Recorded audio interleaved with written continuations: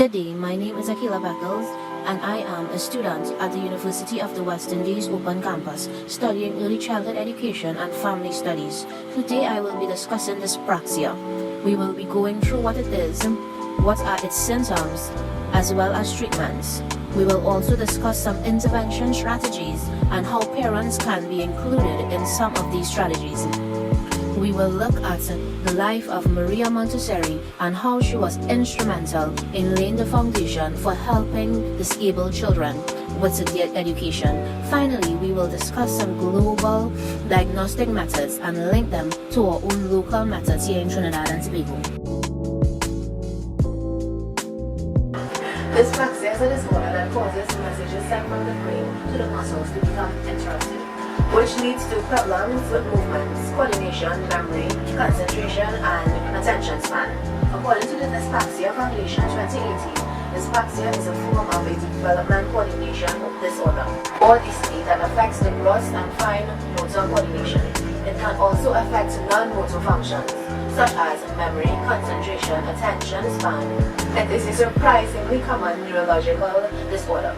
Research suggests that dyspraxia affects about 5 to 10% of all school-aged children. What is the cause of dyspraxia? According to the Dyspraxia Foundation 2018, dyspraxia has no known causes. However, it is thought that dyspraxia is caused by immaturity in neuron development. Neurons are the brain's messages, and they transmit information through the body's nervous system. So the most accepted cause of dyspraxia is that for some reason there is a disruption in the messages the brain sends to the body. This results in symptoms we witness from those children that suffer from dyspraxia. The Dyspraxia Foundation gives this list of different things to look out for if you want to know whether or not your child has dyspraxia. For preschool-aged kids, they are late in reaching milestones, rolling over, sitting, standing, walking, speaking. They may not be able to run, hop, jump, or catch, or kick a ball, although their peers can do so. They have difficulty in keeping friends, or juggling how to behave in company. They have difficulty in walking up and down the stairs. They are poor at dressing, slow and hesitant in most actions, and many others. For the school-aged child, they probably have all the difficulties experienced by the preschool child with dyspraxia, with little to no improvement. They avoid PE and games, among the other things listed below. We noticed that in all these symptoms and early warning signs that dyspraxia affects a child's entire life and almost every aspect of their daily routine. Just as dyspraxia has no known cause, it has no known cure. However, this does not mean there are not different treatments that can help children suffering from dyspraxia. Some of these treatments available for children with dyspraxia are occupational therapy, preceptual motor therapy, speech therapy, and hypnotherapy. Occupational therapy helps children with balance and coordination. Preceptual motor therapy is a set of exercises designed to help kids with dyspraxia integrate what they hear and see, as well as how they are moving. Speech therapy is self-explanatory.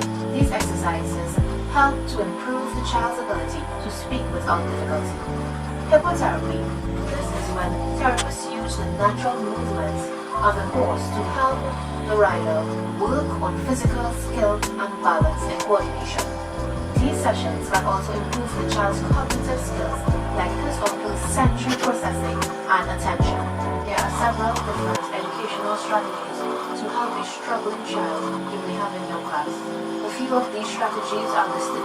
Assistive technology is a strategy where, as much as possible, you implement aids in the classroom to cater to the child you have found that is struggling with dyspraxia. Classroom accommodation. This strategy is as it sounds, being open, understanding, accommodating to the child with dyspraxia. Collaboration. It is simply to collaborate with the child's parents wherever possible. All of these strategies have both long and short-term effects. For instance, in the short term, the child will be more comfortable in class, as well as be able to express him or herself better. For long term, this will benefit the child because because as a result of these intervention strategies, the child can grow up healthy and with a much better education than what would have been possible without these strategies. I would sit and speak with the child's parents about their child's possible dyspraxia. I would advise them to carry their child to a specialist to have them tested to make sure. If the child is diagnosed as having dyspraxia, I would encourage them to educate themselves as much as possible on dyspraxia so that they can be prepared for what is to come. In the 1900s, Montessori began her work with the mentally and physically disabled. When she was put in charge of an orthopedic school, her experience with those children that were now under her care, as well as her experience treating children in a free clinic set up with the University of Rome, taught Montessori that intelligence was not rare, and that these disabled children were not defined by their disability. She saw their need for stimulation, purposeful activity, and self-esteem. So she strove to help them reach their full potential. Dyspraxia is a rather broad area, as it can affect not only speech, but also memory, and fine and gross motor skills. However, here in Trinidad and Tobago, we do not have a comprehensive statistic to pull from. However, in order to find the prevalence of dyspraxia here in Trinidad and Tobago, the records of several speech and learning therapists, as well as occupational therapists, were reviewed. After speaking with speech and language therapist Natasha Scott Bernard with the Morris Center, I learned that within the last 5 to 6 years, she had roughly 8 genuine cases of dyspraxia in children under 12.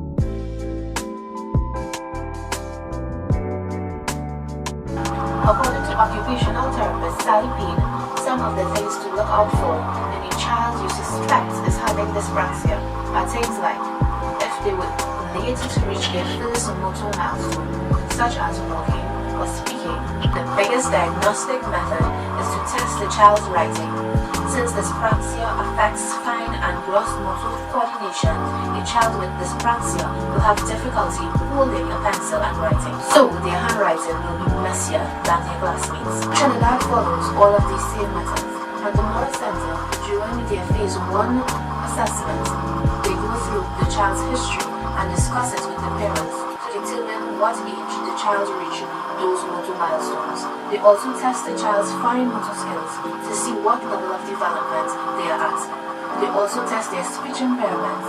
These results, along with others, are what they use to diagnose dyspraxia. We have learned that dyspraxia is a developmental cognitive disorder, and it is believed to be caused by a disruption of messages from the brain to the rest of the body. There is no known cure for dyspraxia, just as there is no known cause. However, there are several treatments that were discussed, but in my opinion, the best one is hypnotherapy. The reason for this is because it allows children to get away from the judgment of the world and make a connection with a peaceful animal that will help the child with his balance, coordination, and even cognitive development. We also discuss several intervention strategies a teacher can make, being mindful that even though we may not be certain a child has dyspraxia, we are not certified to give a diagnosis.